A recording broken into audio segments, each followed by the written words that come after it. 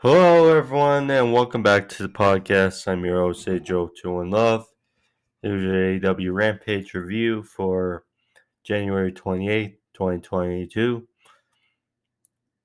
Um, yes, this is Sunday, but usually I do the reviews on Saturday, but unfortunately, issues happened, but nonetheless, here on Sunday, one day later, to give my thoughts and review for Rampage, which was a decent show, decent edition of Rampage.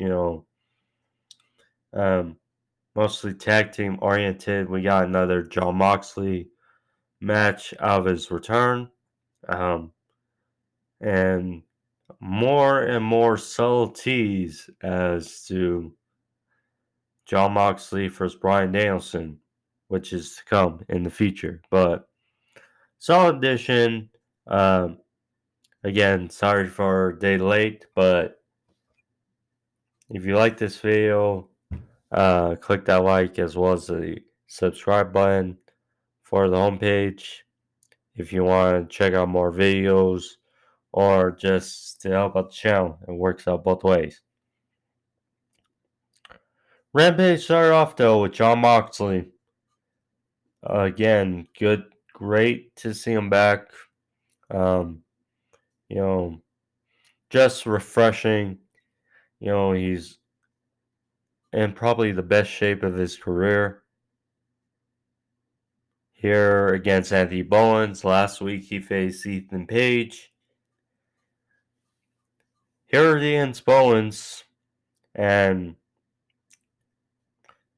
Max Caster did not hold back on his rap, in which he talked about Moxley being on the Indies, talked about Renee, just hilarious. Anywho, so Caster got ambushed by Moxley before the bell, in which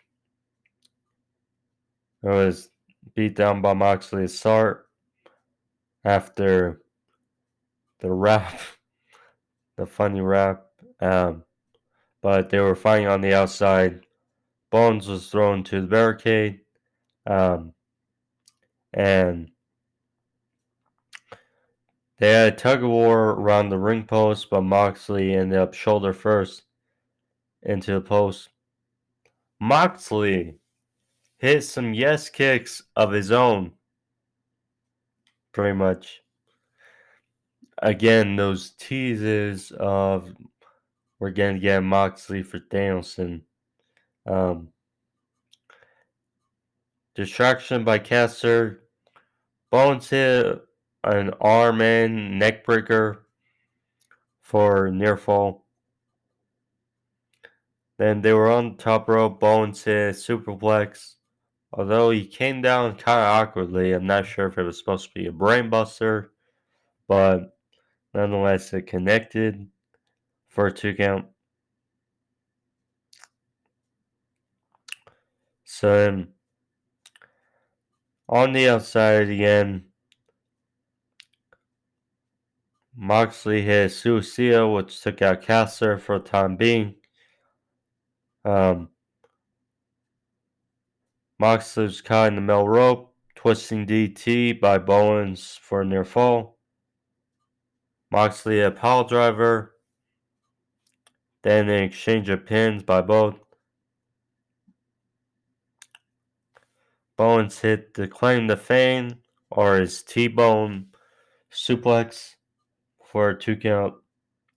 Finally, a big lariat and a paradigm shift or a death rider, whichever you want to say, by Moxley for the win. Afterwards, Bryan was shown WWE like, in which they show the crooked TV monitor in the backstage, and Bryan was watching the monitor of Moxley and then looked in the camera with a big smirk on his face, he probably knows something. He probably knows something that we don't know. So, funny stuff. Speaking of funny, I found a bit of humor in this Andrade El Idolo Darby Allin segment. So, Andrade was looking for Sting, so he walked in the locker room and found Darby Allin just there alone in a chair in the corner. So he asked for Sting as for his boss and had a contract. So Darby said money's not the important thing. Uh, he respects Andrade as a wrestler, but he says he's out of his mind. So then all of a sudden, Darby takes out a bat right beyond the chair, and then Andrade's like, "Take it easy. Why you so crazy?" Okay, okay. So he and Jose backed off, and hilarious. That was a little funny. And again, the Andrade Darby Allin feud just gonna be good. Just gonna be good.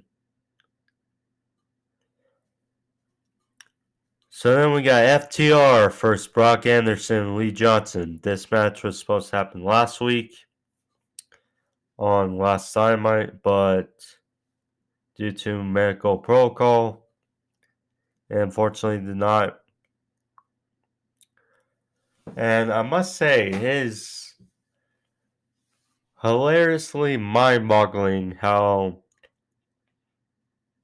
Brock Anderson looks so much like his father in the ring.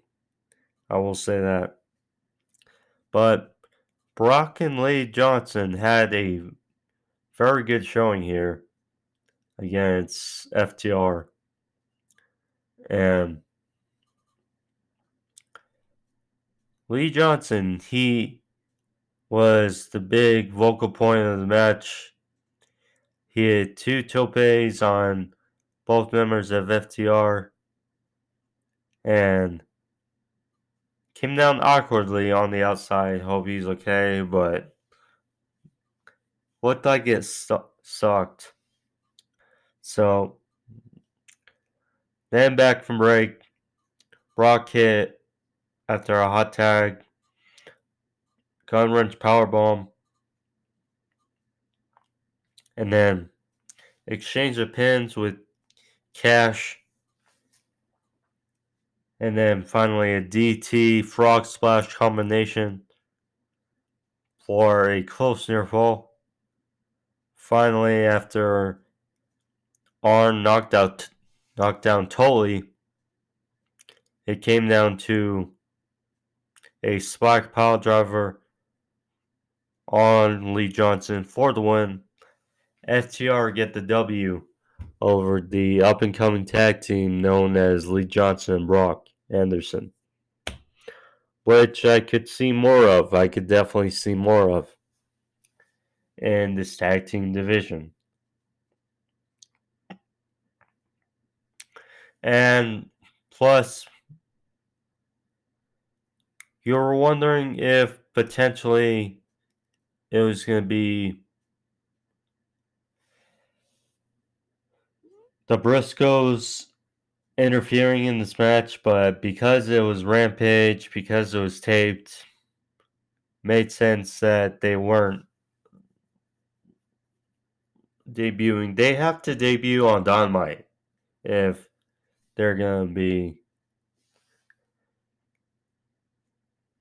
debuting on AEW television. It has to be live, definitely.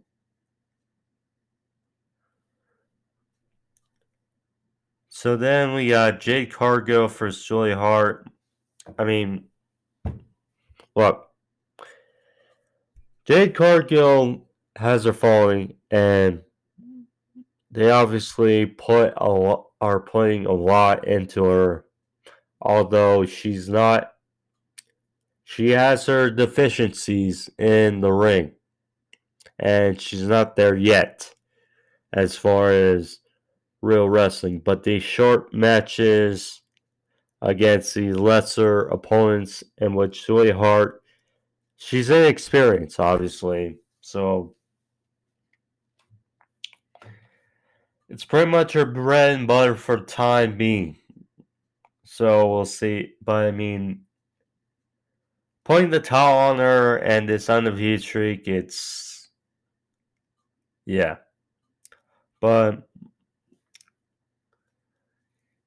also, you can tell that Julia Hart is getting a little bit more serious and more away from the Varsity Blondes, Julia Hart, and more pivoting into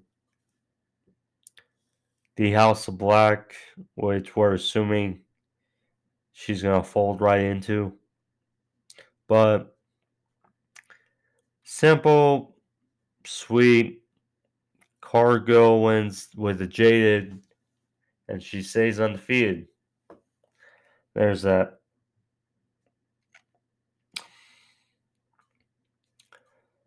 So then, main event. Decent match between Private Party and Jurassic Express. I mean, Private Party, um, still very young, still have room to grow, but you can tell they need to get a bit more serious, and if they want to improve, as well as this Hardy Family Office thing is not working out. Jurassic Express won here as they should. Although Private Party hit June Juice off the bat, off for a 2 count after ambushing Luchasaurus. Um, but after beat down by Jungle Boy, eventually Luchasaurus got in. He got hit with a chair to the knee by Matt Hardy. Then thrown to ring post. But Cassidy was thrown to the barricade. After literally dragging Private Party by his feet, finally got a big double clothesline and then hot tag to Jungle Boy. He had 2 suicidas and then 1 tope to the outside on Private Party. Beautiful spot, I will say here.